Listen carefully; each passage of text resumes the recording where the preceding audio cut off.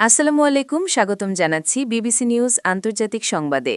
শুরুতেই সংবাদ শিরোনাম, এরপর বিস্তারিত। ফিলিস্তিনিদের সংখ্যালঘু করতে পুতিনের সাহায্য চেয়েছিলেন ইসরায়েলের সাবেক প্রধানমন্ত্রী। ইউরেনিয়াম নিয়ে কঠিন সিদ্ধান্তের মুখে ইরান। এপস্টেইনের সঙ্গে কাটানো প্রতিটি মিনিটের জন্য ক্ষমা চাইলেন বিল গেটস।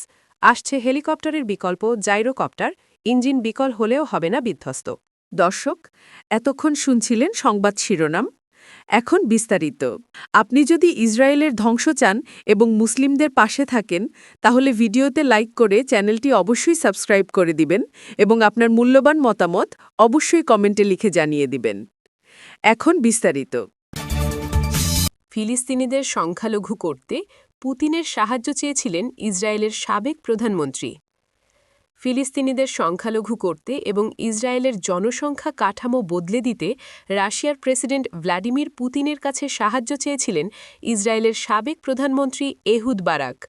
সাহায্যের মধ্যে ছিল ১০ লাখ রুশ নাগরিককে ইসরায়েলে পাঠানো। খবর মিডল ইস্ট আইয়ের। শুক্রবার ৩০ জানুয়ারি মার্কিন বিচার বিভাগ প্রকাশিত এপস্টেইন ফাইলের এক গোপন অডিও রেকর্ডিংয়ে বিষয়টি উঠে আসে। রেকর্ডিংয়ে এহুদ বারাক বলছেন, আমি সবসময় পুতিনকে বলতাম আমাদের শুধু আর ১ মিলিয়ন দরকার, তাহলেই ইসরায়েল নাটকীয়ভাবে, সত্যি নাটকীয়ভাবে বদলে যাবে। ওই ১ মিলিয়ন রুশ। ২০১৫ সালের ১৪ ফেব্রুয়ারি এ রেকর্ডিং করা হয়েছিল। সেখানে বারাক বলেন, ইসরায়েলের এখন ভবিষ্যতে আসা রুশ বসতিদের মান নিয়ন্ত্রণ করা উচিত। তিনি এমন একটি পরিকল্পনার কথা ভাবছেন যার মাধ্যমে বিয়ে, দাফন এবং ইহুদির সংজ্ঞা নিয়ে অর্থোডক্স রাব্বিদের একচেটিয়া ক্ষমতা ভাঙা যাবে। পরিশীলিত ও সূক্ষ্মভাবে ব্যাপক ধর্মান্তরের দরজা খুলে দেওয়া উচিত। বারাকের মতে অনেক রুশ ধর্মান্তর ছাড়াই ইসরায়েলে বসবাস করতে পারে। এটিকে পূর্ব শর্ত দিয়ে আটকানোর দরকার নেই। সামাজিক চাপে, বিশেষ করে দ্বিতীয় প্রজন্মের ক্ষেত্রে মানিয়ে নেওয়ার প্রয়োজন থেকেই ধর্মান্তর হবে। ইউরেনিয়াম নিয়ে কঠিন সিদ্ধান্তের মুখে ইরান।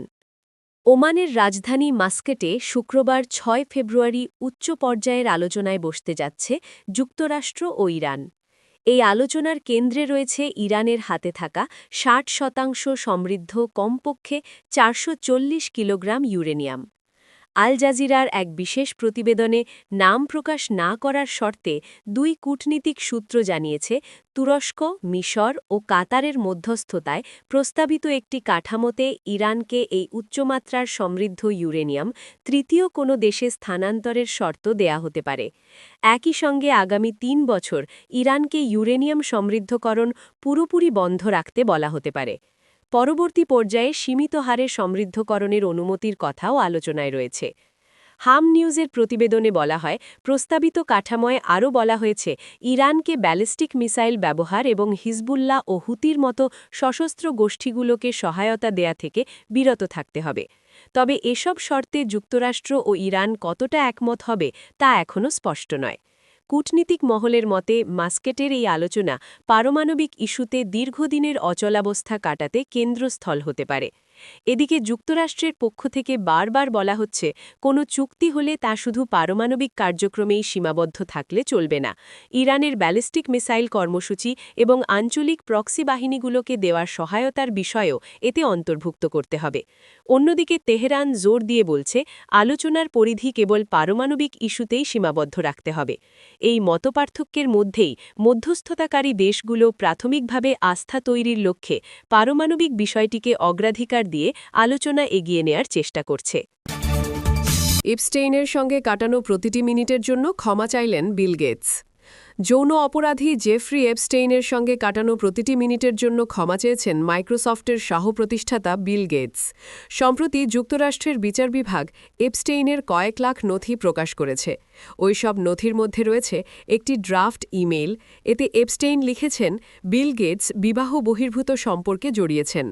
তিনি বলেছেন, বিল গেটস এক রুশ নারীর সঙ্গে শারীরিক সম্পর্ক করেছেন, যার প্রভাবে ইনি অসুস্থ হয়ে পড়েন।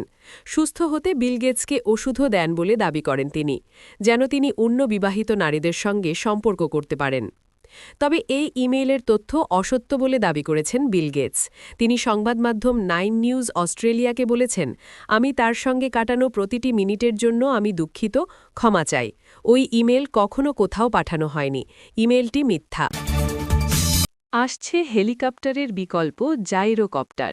ইঞ্জিন বিকল হলেও হবে না বিধ্বস্ত। প্রায় ৬০ বছর আগে প্রথম উল্লম্বভাবে উড্ডয়ন ও অবতরণ সক্ষম জাইরোকপ্টার আবার নতুন করে ফিরিয়ে আনা হচ্ছে। আধুনিক হেলিকপ্টারের তুলনায় এটি সস্তা এবং পরিবেশবান্ধব সমাধান দিতে পারে বলে দাবি করছে নির্মাতা প্রতিষ্ঠান। বুধবার ৪ ফেব্রুয়ারি এক প্রতিবেদনে এই তথ্য জানিয়েছে মার্কিন গণমাধ্যম CNN।